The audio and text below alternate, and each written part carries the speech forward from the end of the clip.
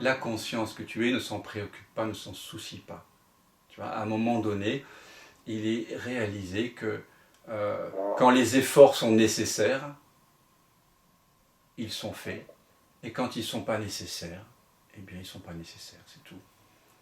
Donc à un moment donné, tu peux réaliser qu'il n'y a personne pour s'en soucier, en fait. Tu vois?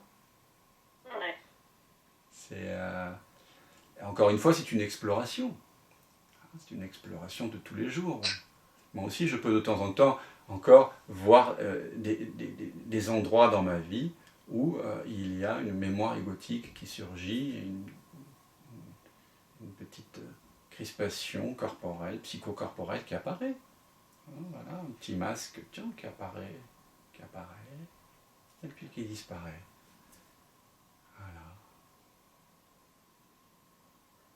D'ailleurs, à ce propos,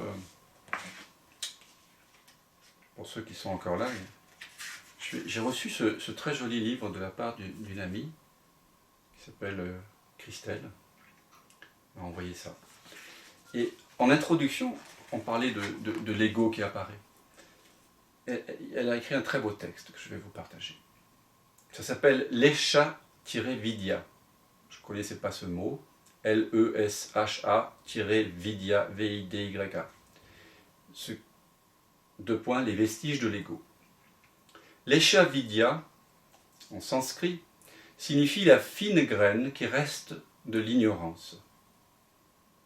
Lesha-Vidya peut être la graine de l'humble service, ou bien la graine de la chute d'un yogi, selon qu'elle est reconnue ou pas. Ceux qui se disent des maîtres spirituels doivent embrasser consciemment Lesha-Vidya de manière à ne pas oublier qu'ils sont de simples humains, sinon ils s'imaginent être devenus dieux. Après leur expérience d'illumination, cette graine les accompagne patiemment et secrètement dans leur voyage.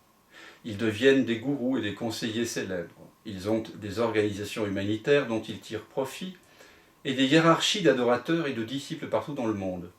Mais même celui qui est illuminé doit reconnaître la fine graine de l'ego en lui-même et l'étreindre en conscience.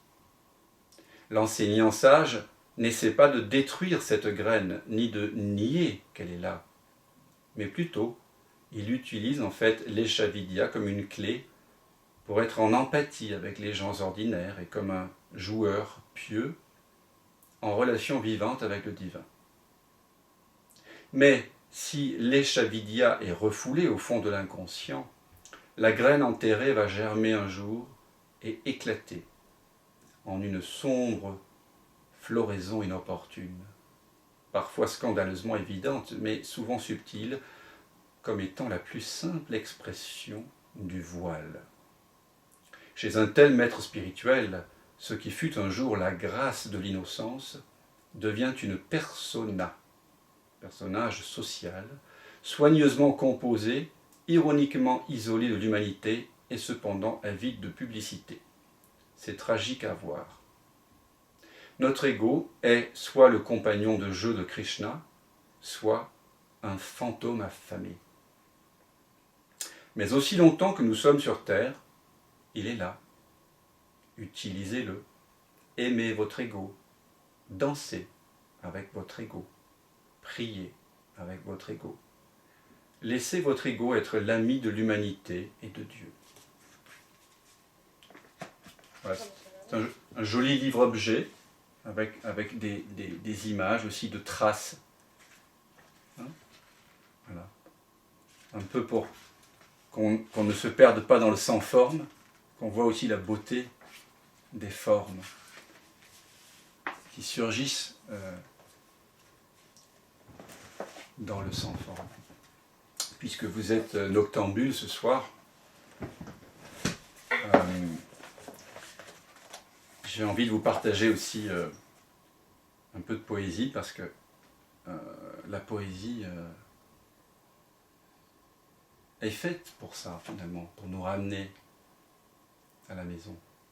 Parfois, on ne comprend pas un poème,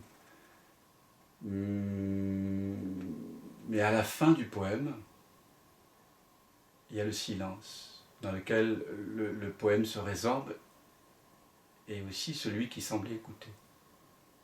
Et je pense que l'art est là pour ça.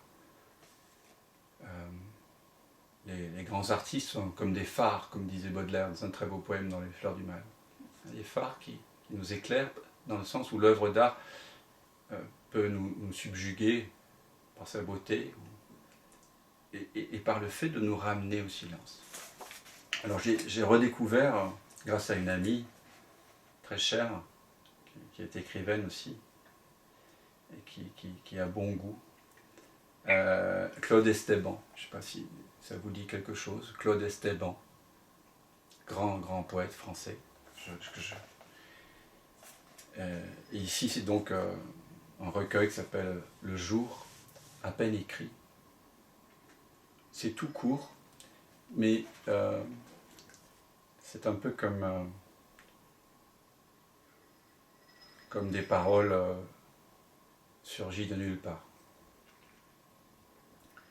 Ceux qui ne parlent pas, je l'écoute. Ce qui n'a pas de lieu, je le retrouve dans son lieu. Ce qui tombe, je me retiens à son assise. Je vois vivre tous ceux qui meurent. Je disparais avec ceux qui demeurent.